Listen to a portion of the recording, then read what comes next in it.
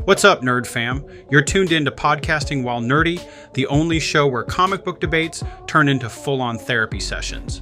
I'm Dat Nerd ADC, and today we're diving headfirst into who should play Batman in James Gunn's DCU. So grab your favorite snack and let's get into it. There's something deeply human about Batman. Strip away the gadgets, the cape, the cave, and what you have left is a man grappling with pain, purpose, and identity. That's what makes Bruce Wayne such a powerful character. Not because he's the richest or the strongest, but because he chooses to use his fear as fuel. Now, as James Gunn reshapes the DC universe, we're at a unique crossroads. We don't just need an actor who can wear the cowl. We need someone who can carry the weight of it. Someone who can show us what it means to hold space for grief, justice, and vulnerability, all while standing tall in a world full of chaos. With that said, in today's video, we'll be looking at 5 actors who have the range, the soul, and the presence to bring Batman to life in a way we haven't quite seen before.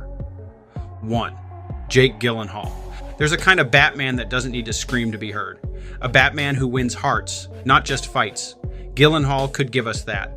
A protector who is precise, purposeful, and profoundly human. The kind of Batman who reminds us that courage isn't the absence of fear, it's choosing to show up anyway. Why Gyllenhaal, you ask? Well, there's a vulnerability in Jake Gyllenhaal's acting that doesn't come from weakness, but from strength.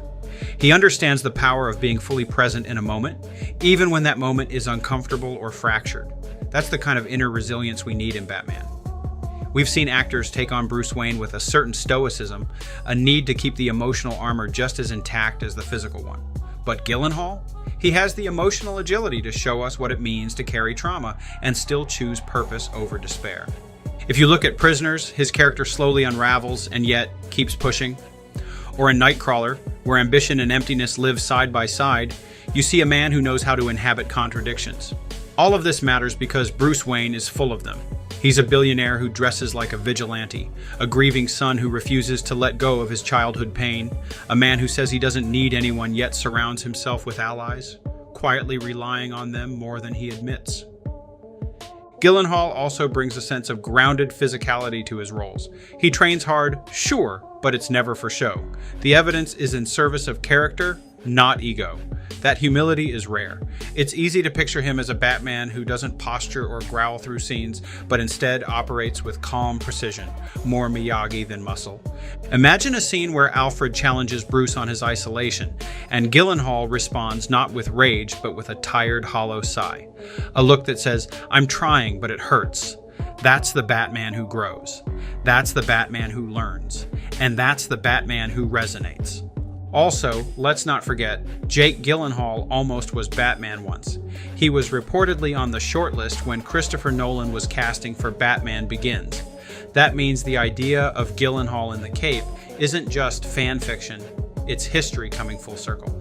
And perhaps now, with years of deeper, more textured performances under his belt, he's more ready than ever. 2nd, Richard Madden. If Batman is a myth built on the back of pain, Richard Madden is one of the few actors working today who knows how to carry pain with quiet grace.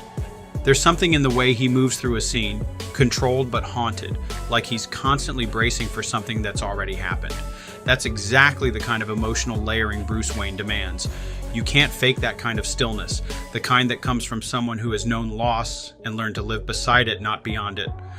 We saw this in Game of Thrones, not just in the doomed nobility of Robb Stark, but in the way Madden communicated pressure, responsibility, and love without needing to raise his voice.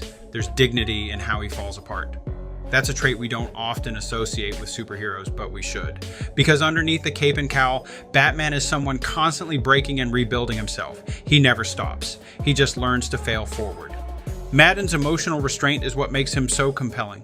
He doesn't play his cards too early, his performances are a slow burn, and that's what Batman needs. Bruce Wayne doesn't wear his heart on his sleeve, he wears it buried under Kevlar, trauma, and sarcasm. But when the heart shows up, even briefly, it needs to matter.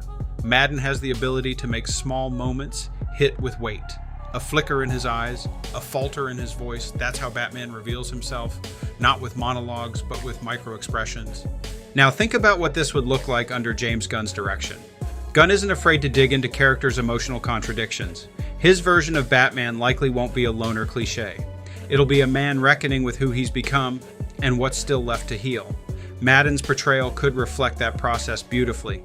He wouldn't have to reinvent Batman, but he would humanize him. There's also something important about presence. Madden has this royal energy, not in a pompous way, but in how he carries leadership. He feels like someone you'd follow into battle, and someone who knows the cost of that loyalty. Bruce Wayne needs that kind of command. He can't just be the smartest guy in the room. He has to be the anchor, the person who others, like Nightwing, Robin, even Superman, look to when things fall apart.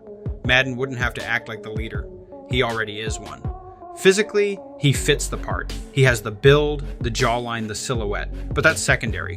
What really matters is that he wouldn't turn Batman into a performance of masculinity. He'd let him be raw and real and maybe a little scared. He'd lean into the idea that courage is about continuing, not about pretending nothing hurts. Third, Oscar Isaac. Some actors wear roles. Oscar Isaac embodies them. That's what makes him such an exciting possibility for Batman. He understands identity as something fractured and fluid, not fixed. And that's Bruce Wayne's entire existence, constantly shifting between who he is, who he was, and who he pretends to be. There's a reason Isaac's performance in Moon Knight was so memorable. It wasn't just that he played multiple personalities, it's that he gave each one a soul. He showed us how identity can splinter under pressure and how people learn to survive by wearing different masks. Sound familiar? Bruce Wayne does that every day. He's the playboy philanthropist, the grieving son, the caped crusader. But which version is real? What makes Isaac even more compelling is his relationship with intensity. He can turn on a dime, shifting from soft and reflective to unflinchingly brutal. He's never ironic. He doesn't wink at the audience. He believes in what his characters feel and that sincerity makes the darkness digestible. Someone who has fallen deeply but hasn't given up on the climb. That kind of emotional agility is rare. One moment he's cradling someone in pain, the next he's setting the world on fire. That duality is the very essence of Batman. Not a hero who fights because he's angry, but one who fights despite it because he's learned what happens when he doesn't. In a James Gunn-directed universe where even gods and aliens are asked to feel their feelings, Isaac would thrive, maybe especially when it's uncomfortable. He could play Batman not as a cold avenger, but as someone constantly negotiating with his past, his privilege, and his pain. In Inside Llewyn Davis, we saw an artist who was raw, bitter, and brilliant, someone who couldn't stop chasing something, even when it hurt. In A Most Violent Year, he played a man trying to hold on to his values in a world that wanted him to abandon them. Those themes, they're built into Batman's bones. And then there's his voice, rich, weary, controlled. The kind of voice that doesn't need to growl to carry authority. It can whisper and still demand attention. That's the Batman we need. One who commands not through fear, but through clarity and conviction. A Batman who listens as much as he leads. 4. Jensen Ackles. There's something deeply familiar about Jensen Ackles. Not in a predictable way, but in the way he makes wounded characters feel real, even when they're masked by bravado. That quality matters. Because at the heart of Batman is someone who never wanted to be a hero. He just couldn't walk away from the pain around him. Ackles has built his entire career on playing that kind of man. In Supernatural, his portrayal of Dean Winchester was more than monster hunting and sarcasm. It was about a man constantly holding grief at arm's length, trying to protect others even when no one was protecting him. Dean wasn't perfect, but he was loyal, fierce, and full of quiet ache. That's Bruce Wayne in a nutshell, and Ackles knows how to show it without needing dramatic speeches. Sometimes, it's a flinch, a look, a long pause. That restraint is powerful. Physically, he fits the mold, broad-shouldered, sharp-jawed, and already familiar with stunt-heavy, emotionally complex roles. He also has the vocal depth for Batman's gravitas. If you doubt, listen to his work as the Dark Knight in The Batman, the long Halloween animated films. Ackles would bring a Batman who's tired but unyielding, the kind who still suits up, even when it feels like nothing has changed. And in a DC universe shaped by emotion and evolution, that kind of Batman, the one who's still learning, still trying, still hurting, might be the one who resonates most. 5. John David Washington. John David Washington walks into a scene like a man with a secret. He's got presence, but it's never loud. He listens more than he speaks. And when he finally does speak, there's intention behind every word, and that's Batman. Not the theatrical version, not the meme-worthy voice, but the man who moves in silence because he knows words aren't enough to change a broken system. Washington's breakout in Tenet proved he could carry an action epic without getting lost in the spectacle. He brings physicality, yes, but also an internal compass, a sense that his characters are constantly making choices rooted in personal ethics. Bruce Wayne is no stranger to that tension. Every night he chooses to fight, not because it's easy, but because he can't not fight. Washington could explore that tension with depth and honesty. What makes Washington a compelling choice isn't just his skill, though he has a great deal of it, but it's his restraint. He doesn't oversell pain or grief.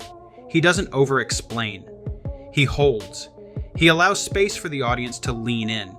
That emotional stillness is powerful in a world full of noise.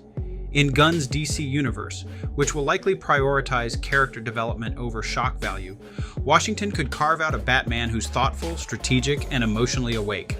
That's all for now, Nerd Herd. If your ears survived my hot takes and your soul remained intact after our DC versus Marvel rants, congrats, you're one of us now. Like, subscribe, and slap that notification bell like it owes you money. Comment below and let us know what you'd retcon if you had the Infinity Gauntlet, or just tell us we're wrong. Internet tradition and all. Catch you next time on podcasting. While nerdy, where we don't gatekeep, we just passionately disagree with you.